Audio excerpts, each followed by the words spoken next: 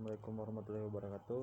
Perkenalkan, nama saya Muhammad Harga, ingin mereview materi pertemuan ketiga hukum tindak pidana. Istilah tindak pidana itu lebih banyak dipergunakan istilah tindak pidana dibanding perbuatan pidana, peristiwa pidana, pelanggaran pidana, dan lain-lain. Alasannya yang pertama, dari segi sosio-yuridis, hampir semua perundang-undangan pidana menggunakan istilah TP.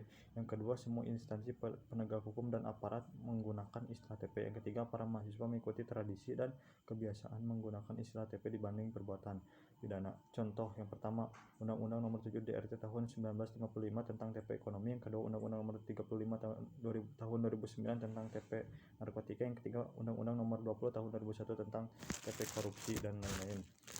B. Pengertian tindak pidana merupakan pengertian yuridis yang berbeda dengan istilah kejahatan atau perbuatan jahat.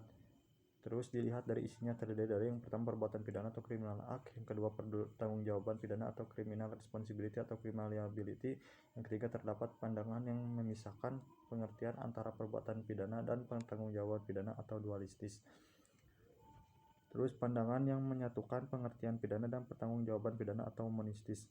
Pada akhirnya, baik dualistis maupun monistis mempunyai tujuan yang sama, yaitu pidana.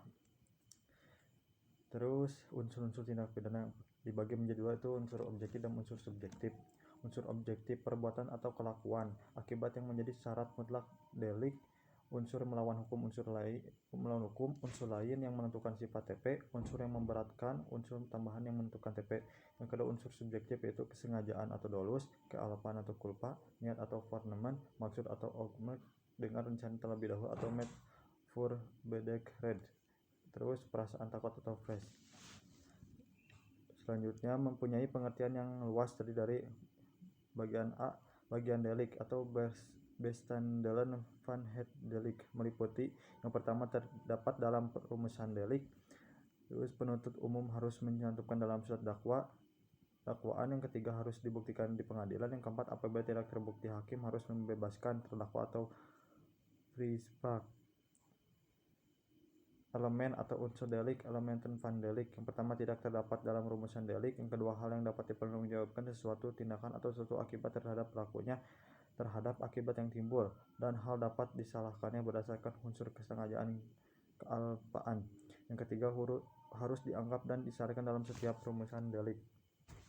Yang keempat, penuntut umum tidak perlu mencantumkan dalam surat dakwaan. Yang kelima, apabila hukum merasa ragu, maka harus melepaskan tertulis dari segala tuntutan hukum atau onslaught alle responvolging.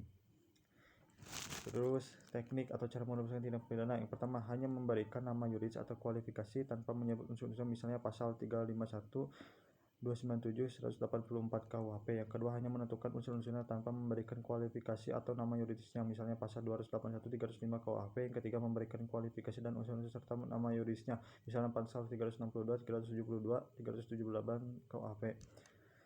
Terus subjek tindak pidana. Yang pertama, hanya manusia atau untuk TP umum. Yang kedua, manusia dan korporasi atau untuk TP umum dan khusus. Demikian segitu materinya. Assalamualaikum warahmatullahi wabarakatuh.